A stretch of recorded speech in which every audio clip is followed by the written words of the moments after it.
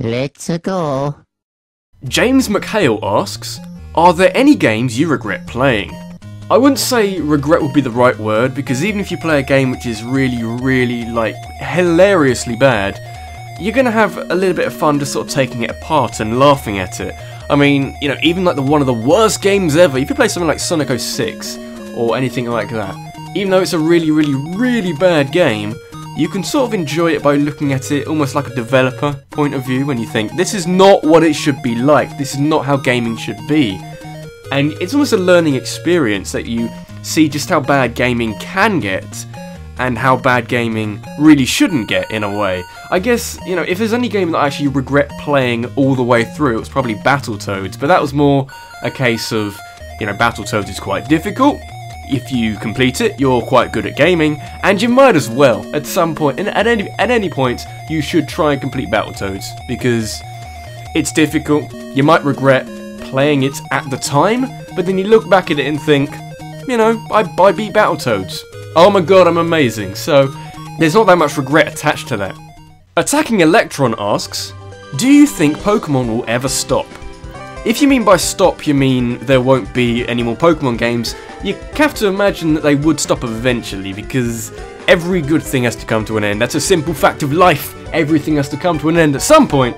And you have to imagine that Pokemon, with now, what, 700 Pokemon in the Pokédex, they'll run out of ideas eventually. I'm not entirely sure when that will happen, but it must stop eventually. I mean, it's a lot of fun. Pokemon's a lot of fun, but you imagine that they will hit a wall. I mean, you can't have like 1,000 Pokemon.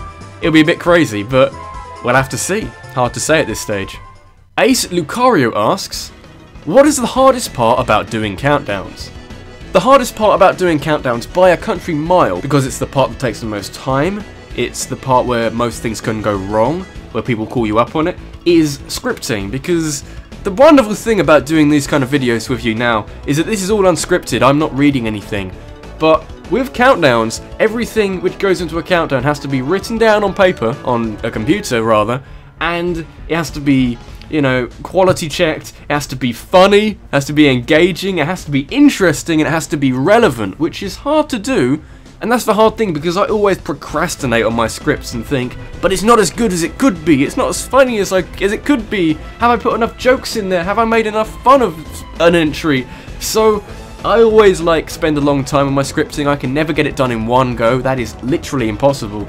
And if you compare how long it takes to write a script for a countdown to comparing it takes me at most like a couple of hours to record vocals for a countdown, and at most about a week to edit the thing, it's a bit insane, because it'll take about like two weeks to fully script a countdown, so it's a bit tricky, I'll be honest.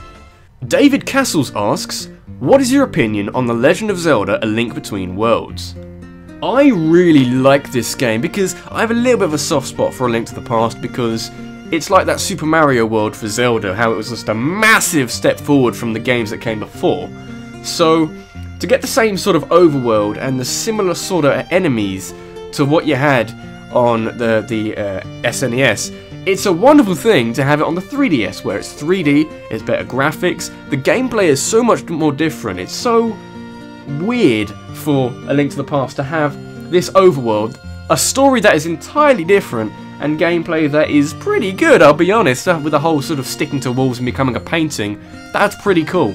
So I played through it, I played all the way through it, I went back and 100%ed it. It's probably one of my favourite handheld games of all time. It's very good, to be honest. I can't really say much more than that, but it's really worth a buy. I mean, seriously, haven't played it yet, go play it, because it's like A Link to the Past, but it's like really not, so go buy it.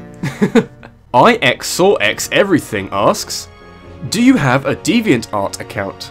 I don't really have a DeviantArt account, but I do have like a fan page thing which was set up. I'll link it like in the description. I'll probably have like an annotation on the screen or a link or whatever, but it's just something which people can go look at and post pictures of me or something. I can't remember how that works. I do have a DeviantArt account, but the problem is that despite my ability to make videos and play video games and make music and play music and all that sort of thing, I can't draw for shit. I really can't draw. So me having a DeviantART account doesn't make that much sense, but there's like a fan page thing you can go on if you want, but it's not me. It's not me drawing anything because I just can't draw, okay? Don't worry about it. Kirby Star Warrior asks, 2 Clan or Jet Squad? 2 Clan! Solar Snivy asks, what do you think of the Mega Evolutions in Pokemon X and Y? Now I'll be honest, when I first heard of Mega Evolutions right way back in like the early stages of Pokemon X and Y, I thought it was like an extra evolutionary stage, like there wouldn't be a Mega Stone, you just have to level up your Pokemon even more, and then some Pokemon like Charizard would have like 4 stages to their evolutionary line, which at that time I thought sounded really, really dumb, okay? Because you had like Tyranitar, which would have 4 evolutionary stages. Why would you need like an extra tier to Tyranitar? It seems a little bit stupid. When they announced that this would be something that you could trigger with a stone, a ring, a watch, whatever the thing in Pokemon X and Y is, I thought it was kind of cool, but, you know, on reflection, it is a little bit overpowered, because some of the Pokemon that got Mega Evolutions don't need Mega Evolutions, like Tyranitar, like Garchomp, where the Pokemon are pretty strong to begin with, and then you're just giving them even more power, because why the fuck not? I don't really know why. It's kind of cool to have, just so you have a really, really powerful Pokemon, in the same way that like going around the game with a legendary was really fun, because you could just wipe everything off the face of the map. But it's a little bit dumb. It's a little bit dumb. And also Mega Mewtwo is like ridiculously powerful. So, you know, bit dumb, kind of cool, kind of experimenting with different aspects of Pokemon, but overall, it's a little bit dumb. I'm not gonna lie, a little bit dumb. Goblin Thunder asks, what is your favourite game genre? I really can't tell you, because I'm just looking up at the games I have. It's huge, it's massive. I don't even know what my favourite game genre is. I like FPS games, I like action games, I like platformers. I like quite a lot of things. I like platformers quite a lot, so maybe platformers because it's Mario, and someone said I didn't like Mario for whatever reason, so I'm saying it now, fucking love platformers, but I don't know. Racing game? I don't know. I like all games. I can't narrow it down to one game genre, but if I had to, I'd probably put it at platformers, because Mario is fun. Mario is fun! The Entity of Darkness asks, what do you think was the worst year for gaming? I don't really remember that many years of gaming that were really, really bad, but there was famously the, 1983, which was when the market crashed for whatever reason. I think that was E.T. I can't remember, which was pretty bad. That's a pretty bad year for gaming. Maybe if you want to go a bit more modern, we can go 2003, when I think they had the lawsuit against Grand Theft Auto 3, and there was a whole sort of, video games are bad for your children. Lock them up and don't let them play video games because some guy shot some other person because of, playing Grand Theft Auto 3 or something. And I think there was 2003, I think, was the release of Steam, and I think Steam on release was really, really bad. So maybe 2003 if you want to go with a less obvious one, but if you want to go for like the big famous one, 1983, the crash of the video game market. E.T. came out, it was terrible, but it did sort of shape the future of gaming, so maybe that wasn't so bad. Pick and choose. Sonic Rider 97 asks, have you ever been interested in speedrunning games? Now every time I see someone speedrun a game, I think, oh my god, they're so good at the game. And when you see people play them, you have to wonder, if you make a mistake, this is the problem with speedrunning, which is probably the reason why I never really tried to do it before. If you make one mistake, you're fucked, because that's the problem. You make one mistake, you're screwed. So, I don't make lots of mistakes when playing games. Most of them aren't that major, but if you're actually looking for your best ever time, you're fucked. And there's also the fact that with bigger games, like, if I was to do a speedrun of something like, I don't know, what's a big game? What's a really, really long game? If I was to look at a speedrun of Skyrim, if you make mistakes, that's not so bad. But if you're doing a speedrun of Skyrim, it's going to be a very, very long time until you find out what your time was, because it's a long game. And if you make mistakes in the build-up to that, you can just be like, keep going in like a fruitless endeavour, and you could be like a couple of hours off your best, which is something which I don't really like the sound of. And there's also the fact that I just don't have the time to get into this, so I haven't really been that interested in speedrunning games, no. Icy Realms asks, how did you get the idea of Zelda Month? Oh, I totally ripped it off PBG, didn't you hear? Didn't you read all the comments saying that I ripped it off of Peanut Butter Gamer?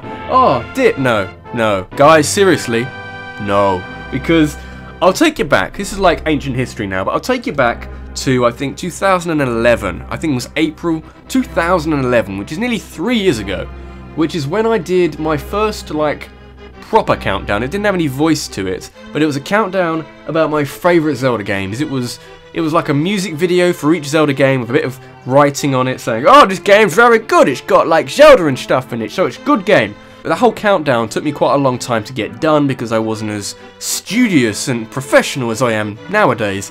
And I kind of like the idea of putting music to videos. There's a whole kind of music video thing where it's kind of cool, it's something I'm kind of interested in, but there's not that much scope on YouTube to do it because there's copyright and fucking who cares. So what I decided to do was remix a whole load of Zelda tunes into one like massive medley. It was going to be like an hour-long medley of Zelda music, and then put videos alongside it to make like an hour-long Zelda remix music video thing, sort of detailing the history of Zelda, that sort of thing. So I started it then, and I got it finished around about a year later. But I also decided that sort of during the year of making it, that I should probably do something relevant to go along with it. You know, something, I was trying to make a countdown channel at the time, and I should actually do something along with it to make that relevant, rather than here's a medley of shit, have fun. So what I decided to do as well was sort of work out occasionally round about when it was going to be done and build a month of Zelda around it. So I did 3 more countdowns with it, one of which was also another music countdown, and I did like little side videos in the middle of it. So what I had instead, rather than one video which would just be, hi, Zelda remix, ain't it wonderful, would actually be a countdown, another countdown, another countdown, and then the remix. So it's actually a better experience for you. Back when I did it, this is kind of confusing, back when I did it, so it was rather than, you know, here's a remix, it was, here's a whole lot of countdowns which you've been waiting for, and a remix. So it kind of worked from there, which I called Zelda Month. That was back in April 2011, which, by the way, let's just put it on record, which was before I'd even heard of PBG. But what I also want to mention here, quite quickly, is that I probably won't be doing another Zelda Month, partly because I just don't have enough topics, and also I really can't be bothered anymore with Zelda Month because there's just, 1, there's not enough topics, and 2, people will always say, you always say that I ripped it off of PBG, which I can't stop you from saying that, so fuck it, we just won't do it. I'll do a different month. We'll find something to do. Katie Poe Link You Sows asks, what do you look like? I am a heavy weapons guy, and this is my weapon.